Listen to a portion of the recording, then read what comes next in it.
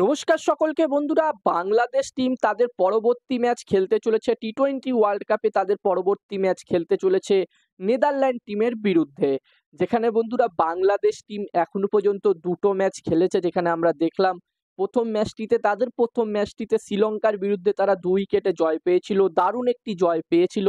তবে তারা সাউথ আফ্রিকার বিরুদ্ধে মাত্র ৪ রানে হেরে এই ম্যাচটি খেলতে আসছে।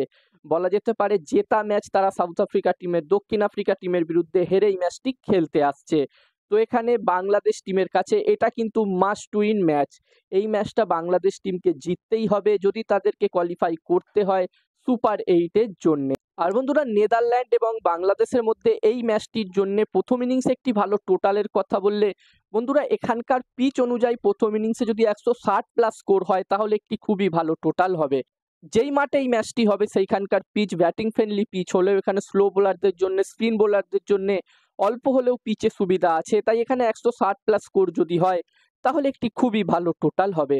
তবে এখানকার পিচ কিন্তু নিউ ইয়র্কের পিচের মতো একদম স্লো স্লো পিচ নয়। এখানকার পিচ কিন্তু ব্যাটিং এর জন্য মোটামুটি অনুকূল পিচ। এবার দেখার বিষয় থাকবে এই ম্যাচটিতে কি হয়। অন্যদিকে বন্ধুরা, নেদারল্যান্ড টিমের কথা বললে নেদারল্যান্ড টিমের কাছেও কিন্তু এটা মাস্ট উইন ম্যাচ। যেখানে নেদারল্যান্ড টিমও দুটো ম্যাচ খেলেছে এবং একটি ম্যাচ তারা জিতেছে, একটি ম্যাচ তারাও হেরেছে। যেখানে নেপাল টিমকে তারা হারিয়েছিল, নেদারল্যান্ড টিম হারিয়েছে নেপাল টিমকে ৬ উইকেটে। অন্যদিকে সাউথ আফ্রিকা টিমের বিরুদ্ধে তারা একটি ম্যাচ হেরেছে, সাউথ আফ্রিকার বিরুদ্ধে তারা ৪ উইকেটে একটি ম্যাচ হেরেছে। তো এখানে নেদারল্যান্ড টিমের কাছেও এটা মাস্ট উইন ম্যাচ।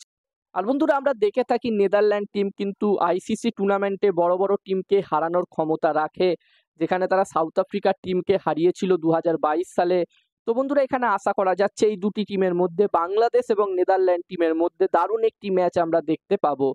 এবার দেখার বিষয় থাকবে এখানে কি হয়। আর এখানে তোমাদের কি মনে হচ্ছে এই ম্যাচটিতে কোন টিম জয়লাভ করতে পারে, নেদারল্যান্ড নাকি বাংলাদেশ? অবশ্যই তোমাদের মতামত কমেন্ট বক্সে জানাতে পারো। আর ভিডিওটা ভালো লাগলে অবশ্যই একটা লাইক করে দিও।